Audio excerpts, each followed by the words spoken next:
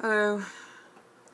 I'm not big on making political statements.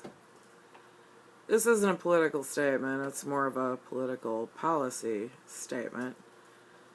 But I want to talk about loopholes and cracks that people fall through, namely me, in the old system of healthcare.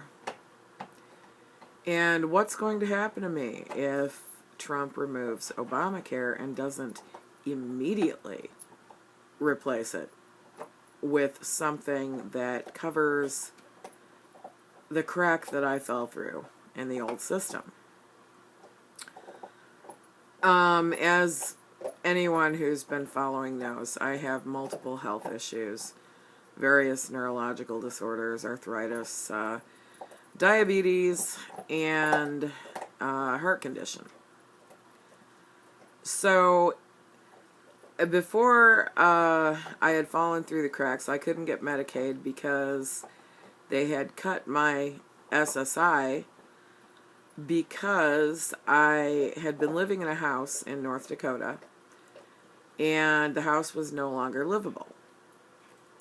So I left the house, and it's a pretty long story about how I got there, but I ended up in New York, and I lived there for a couple of years, and I didn't realize that there was some kind of Social Security loophole that says if you own a house in one state, you can't collect your SSI while living in another. So I collected SSI, and when they found out that I was actually living in New York, they said, no, you can't do that because you own this house in North Dakota.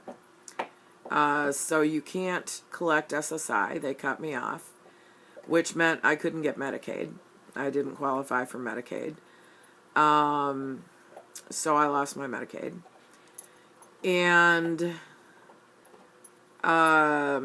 they also said because I had been in New York for 2 years that I now owed them $16,000.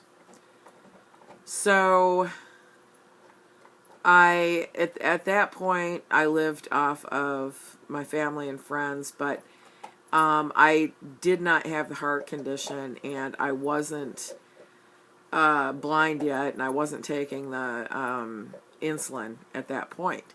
So we struggled through. We managed to pay my meds and get me to doctors, and I went deeper into debt, though, over it.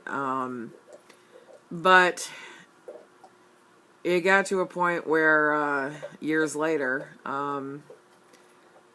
where I began to have some issues, and that's about the time Obamacare came onto the scene.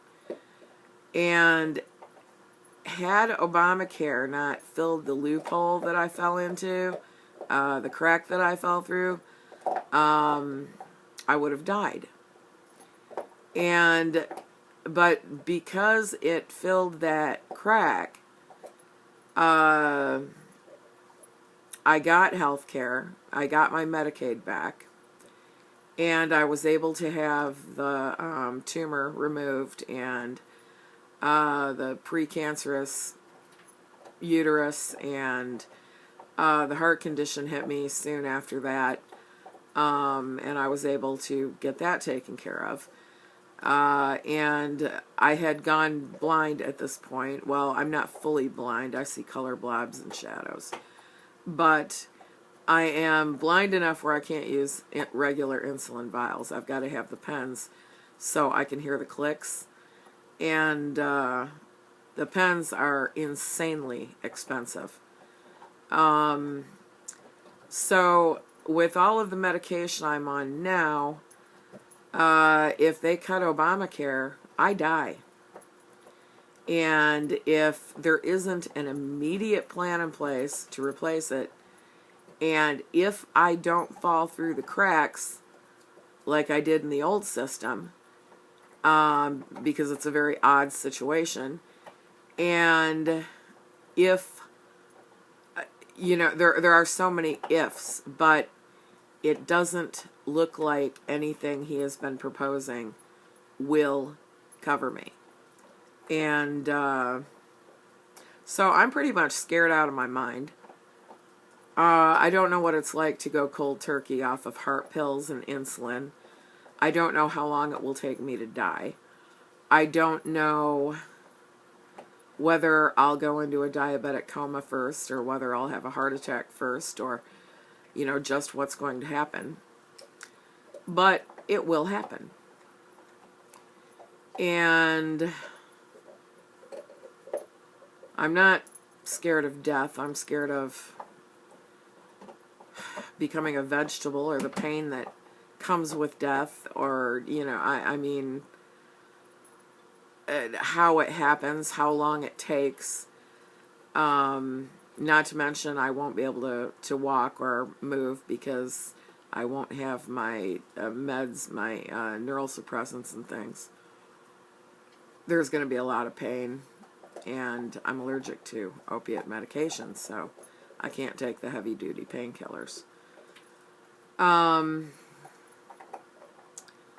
So I've decided what I'm going to do when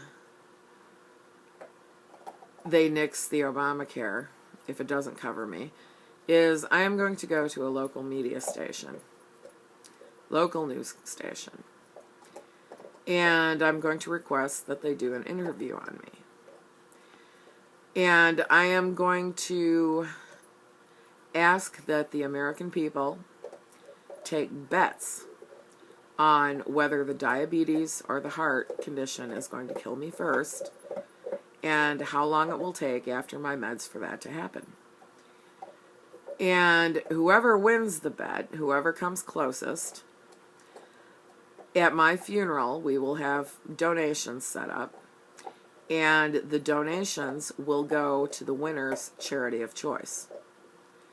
I want all the media it can get. I want it to go public. I want it to go viral. And I want people to see somebody actually die because of their decision.